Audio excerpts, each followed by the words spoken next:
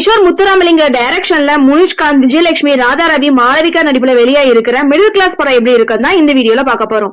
தனியார் கம்பெனில குறைவான சம்பளம் வாங்கிட்டு சென்னையில தட்டு தடுமாறி குடும்பம் நடத்தும் முனிஷ்காந்த், விஜயலட்சுமி தம்பதிக்கு பூர்வீக சொத்து வழியா 1 கோடி செக் கிடைக்குது. அந்த செக்கை வச்சு என்ன செய்யலாம், என்ன வாங்கலாம் அப்படின்னு கனவு காண்டுட்டு இருக்கிற நிலையில பெயர் எழுதப்படாத அந்த செக்கு தொலைஞ்சு போகுது. அந்த செக்கை கொடுத்தது யாரு, தொலைஞ்சது எப்படி, அதை கண்டுபிடிச்சாங்களா இல்லையா அப்படிங்கறதா மிடில் கிளாஸ் படத்தோட கதை.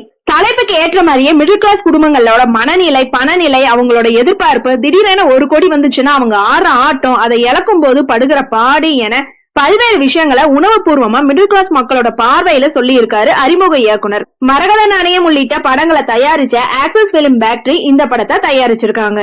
அன்பான மனைவி, அழகான 2 குழந்தைங்க, அவ்வப்போது பீரு, தொப்பை, கிராமத்து குணம், நண்பர்களோட அரட்டை அடிக்கிறது, சொந்த ஊர் கனவு என நடுத்தர வயது மிடில் கிளாஸ் மனிதனாவே வாழ்ந்திருக்காரு முனிஷ்காந்த். அவர் கதையின் நாயகன் அப்படின்னாலுமே ஓவர் பில்டப் ஹீரோயிசம் இல்லாம கதையோட கேரக்டராவே பயணிச்சிருக்காரு. அடிக்கடி கோபக்கார மனைவியிடம் திட்டு வாங்குறது, சொந்த ஊர்ல விவசாயம் செய்யணும் அப்படின்னு கனவு காண்றது என சராசரி வாழ்க்கை வாழ்பவருக்கு அப்பாவின் ஒரு உயிர் மூலமா 1 கோடி பணம் செக்கு கிடைக்க அதை தொலைச்சிட்டு அவர் படுற பாடுதான் படத்தோட உயிரினே சொல்லலாம். பெயர் நிரப்பப்படாத அந்த செக்கை எப்படி தொலைச்சேன்னு அவர் நண்பர்களோட அலையும் போது நம் மனசும் தவிக்குதுன்னே சொல்லலாம். கடைசியில சில விஷயங்கள் மூலமா இதுதான் வாழ்க்கை அப்படின்னு புரிஞ்சுட்டு அவர் மாறுறது சூப்பரா இருக்கு.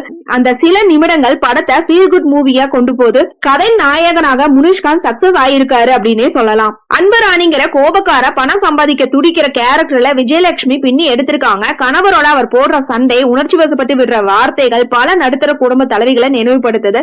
அந்த குரல், உடை, மேனரிசம் எல்லாமே விஜயலட்சுமிக்கு செட் ஆயிருக்குன்னே சொல்லலாம். இவங்க 2 பேரை தவிர சேட்டா வருகிற பெரிய மனிதர், செக் கண்டுபிடிக்க உதவுற ராதா ரவி, டாக்டரா வருகிற மாளவிகா, முனிஷ்காந்த் நண்பர்களான கோடாங்கி வடிவேல், குரேஷி, அந்த குழந்தைகள் என எல்லாருமே தங்களுக்கான கேரக்டரை சிறப்பா செஞ்சு படத்துக்கு உயிரூட்டி இருக்காங்க. பிளாஷ்பேக் காட்சிகளை வரும் வேல ராமமூர்த்தி, அவர் செய்யற விஷயங்கள், பேசுகிற டயலாக், யூடியூப் ஆரம்பிக்கிற காட்சிகள் எல்லாமே கலகலப்பா கொண்டு போயிருக்காங்க.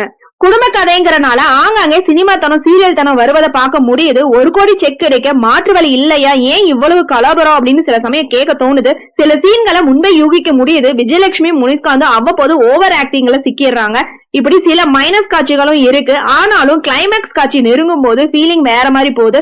பணத்துக்கு ஆசைப்படாத மனிதர்களும் இருக்காங்க. எங்கோ ஒரு இடத்துல மனித நேயம் இருக்குதுங்கிற பார்வையும் கொண்டு வராங்க. அதுதான் இயக்குனோட திறமைனே சொல்லலாம். சுதர்ஷன் சீனிவாசனோட ஒளிப்பதிவு நிஜ வாழ்க்கையை அப்படியே பிரதிபலிச்சிருக்கு. பிரணவ் முனிராஜோட இசை படத்தை இன்னும் கொஞ்சம் விறுவிறுப்பா கொண்டு போயிருக்கு. தொலைந்து போன 1 கோடி ரூபாய் செக்க கண்டுபிடிக்கும் மிடில் கிளாஸ் குடும்ப கதை அப்படின்னாலுமே அதற்குள்ள மனிதநேயம், நுட்பமான உணர்வு, பணக்கார ஏழை மக்களோட எண்ண ஓட்டம், நண்பர்கள், முகம் அறியாதவங்களோட நல்ல குணம், பணத்தின் மதிப்பு, நடுத்தர குடும்பங்களோட வாழ்க்கை என பல விஷயங்களை ஒவ்வொரு சீன் வழியா கடத்தி ஒருவித பாசிட்டிவ் எண்ணத்தை வளர்த்திருக்காரு டைரக்டர். வெட்டு, குத்து, கொலை, கொள்ளை, பழிவாங்கல் என நெகட்டிவ் சிந்தனைக்கு ஏகப்பட்ட படங்கள் வருகிற மத்தியில இந்த படத்தோட கடைசி 1/2 மணி நேர சீன் அப்படி ஒரு நிம்மதியா இருக்கு.